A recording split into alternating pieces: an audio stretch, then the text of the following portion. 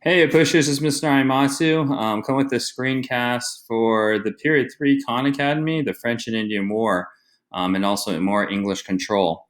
So at this time, just give you a little context before we go into a little bit of the history. Remember that we have the colonies that have been created mainly under English control, and their job is largely to make money for the mother country, and the mother country being England, right? We also have some colonies up in Canada that are owned by the French, and their job is to make a lot of money for France. And in this case, the French really focused on beaver pelts. A lot of beavers are up in Canada and up in the northern parts of the United States. And the Europeans love to use their fur for clothing, for hats. It was seen as a luxury good, kind of like diamonds and gold. And so, because it was considered a luxury good, there was a big need of it. So, again, what I'm trying to explain right now is, and something that you should already understood, is due to the Columbian Exchange and due to the idea of mercantilism and the creation of colonies, the rule was that the colony would get resources, develop land that was taken over by the mother country, and provide those resources back to the mother country. And that mother country, therefore, would become richer. They therefore could spend that extra money investing into a stronger navy or in a stronger military, so that it can own even more land and defend its land from other growing European problems and growing European interests. At this time, you guys know that the English and the French are having a bit of a fight. They've had a fight for a long time. And you know that Europe consistently are going to go through these multiple issues. During this time, to be a little bit more specific, England and France are going through a series of wars. In AP European history, you kind of knew them as like the War of Janken Years, the War of Austrian Succession. All of these wars are happening right before the French Revolution between France and Great Britain. And so we kind of have to understand that history, that France and Great Britain don't like each other in Europe. So if they don't like each other in Europe, they're going to bring this war around the entire world, and they have colonies fight each other. And that's what's happening here.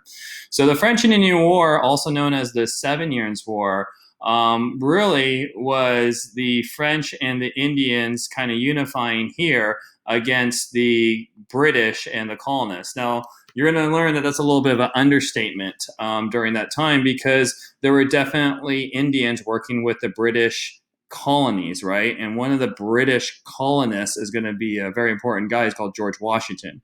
He's 22 years old when he fights Fort Dust. And goes back to Fort Necessity. He turns 23 when they fight again. So just to give you a heads up, what is this fight between? The French versus the English, and the French have some Indians on their side, and the English have not only the English colonists who still have allegiance to Great Britain, but also Native American groups who have allied with the English against the French.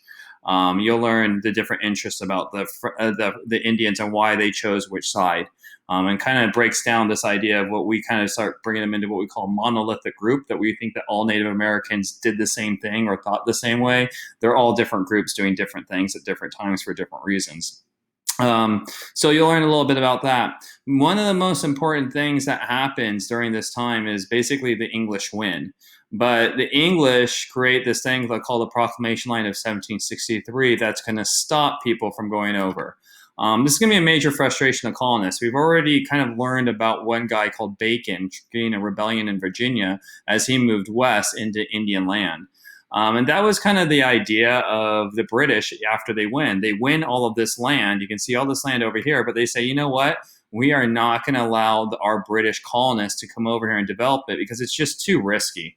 There are Indians over here. There's still French people over here that didn't know that the war is over. There's going to be fighting in here. Every time they fight, we have to bring our troops over, and they have to come all the way from the Atlantic Ocean, which costs money. Let's just stop them from moving on. So, the colonists are going to start feeling restricted. And the first one is physical restriction. That's going to turn to economic restriction. And then later it's going to turn to political restriction. And the first thing is they physically are being told they cannot go move past this line. This is the line that the British created to stop their own colonists, their own friends, from moving any further over. So that's a very important outcome of that. Another outcome of this war that you're going to learn is that obviously it costs a lot of money, and a lot of historians now would argue that the British basically spent as much money as they could to win, and that put Britain in debt. And because Britain went in debt, they began passing acts and saying, well, you guys needed some protection during the French and Indian War, you colonists. and you guys are colony. Your job is to help out the mother country, and we need some help. We're in debt, so we're going to put taxes on you guys to help pay your fair share of protection and also just being part of the British Empire and being successful in the British Empire. Just like we pay taxes to our U.S. government to help it be successful, invest in things like police and firemen and education and all that stuff.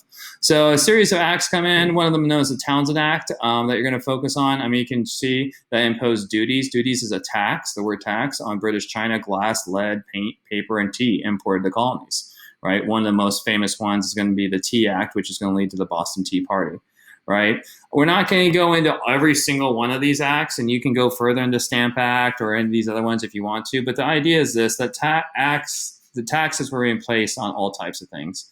And the Stamp Act is a kind of an interesting one, which I'll talk about right now, is because it was actually a tax put on not only like letters, not only newspapers, but also legal documents. And this really affected lawyers because lawyers would have to now place a stamp for these documents to be considered legal and official documents. So, it's kind of a funny saying, you don't really screw around with bankers or lawyers, right? And here they're kind of screwing around with people's money, making them pay money for taxes. And they're also now frustrating a very educated class, a very elite class, a bunch of colonial lawyers, right? Benjamin Franklin, John Adams, a lot of these guys were actually considered lawyers and politicians. George Washington was interesting. He was actually a surveyor. But a lot of our founding fathers are educated in Enlightenment values. They're educated in government and the rule of law.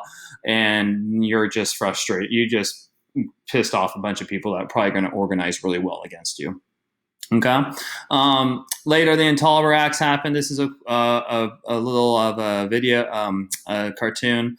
I apologize. I actually want you guys to see this one. So it shows Lord North here pouring hot tea, down the throat of a female who represents the colonies of America. Here's a British guy, kind of looking underneath the skirt of they're holding them down. There's judges involved. Some people are looking away in disgust. There's other people looking cruelly. The idea of the Intolerable Acts were just, it was actually a move to restrict political rights, and especially in Boston. So Boston, after the Boston Massacre, basically the troops come in, and Lord North is basically going to stop local government, local city councils from running, local state assemblies, which were granted under British rule. He's going to restrict those. So again, here we go. We got physical boundaries being pushed on them. We have economic issues happening, like the idea of no taxation without representation, and now politically, their rights are being taken away to the idea of self-government. Ultimately, this leads to the First Continental Congress, in which they meet about, hey, what are we going to do about the Intolerable Acts and all these things that are happening? How do we work together as colonists? And they're not going to meet again until the Second Continental Congress, and that's going to be the one where they go, you know what? Let's create a Declaration of Independence. So we can see that the colonies are beginning to organize themselves and identify themselves a little bit more as Americans. And actually, going back, just as a heads up, a lot of historians kind of look at the Boston Tea Party as our first chance to really identify our American heritage and our American identity. Because as you can see here in the picture, they dressed up as Indians, as Native Americans, and at this time, Native Americans are being pushed off the land and they're being decimated, but they're trying to identify themselves. They threw their powder white wigs away. They're throwing away their hats, their colonial hats, and they're identifying themselves by physically dressing up like Native Americans, asserting their American ideology, right? So a lot of historians look at that moment called the Boston Tea Party and say, this is a time where colonists identify themselves as Americans, not as British subjects anymore. Lastly, the role of the Enlightenment. Like I told you, a lot of these individuals were educated. They heard about the Enlightenment happening in France. They received their writings. They understood John Locke and Life, Liberty, and Property, which would influence Thomas Jefferson to write Life, Liberty, and the Pursuit of Happiness. And I just bring this guy up as well, Thomas Paine. He wrote a thing called Common Sense during this time. And he said, it's common sense that we are being placed on so many restrictions by the British government for us to rebel. It's our time to do it. So anyways, just wanted to give you guys a little idea of what you'll be learning. You're learning specifically about the 7 Years' War, how it caused some massive effects on the British colonies, the founding fathers, and how the founding fathers are going to begin organizing and getting closer and closer to a revolutionary war in which we'll declare independence from the United States, sorry, not the United States, will declare independence from Britain, becoming the United States. All right, guys, I'm going to give you a heads up. Our next screencast, we actually start talking about the effects of the American Revolution. We're not going to get into the battles of Lexington and Concord or any of those things, or York Hill and, the Commander Cornwallis giving up and any of those things, and George Washington leading the American troops through Valley Forge or any of those great things. So it's not really wars, and the details of wars are not really tested upon in our test. So it's really about the causes and effects. And right now, this page is really about the causes. The next one will be about the effects. All right, A-pushers, thanks for hanging out. I'm going to keep this short and to the point. If you have any more specific questions, we'll see you at the Zoom sessions. All right, take care. Bye.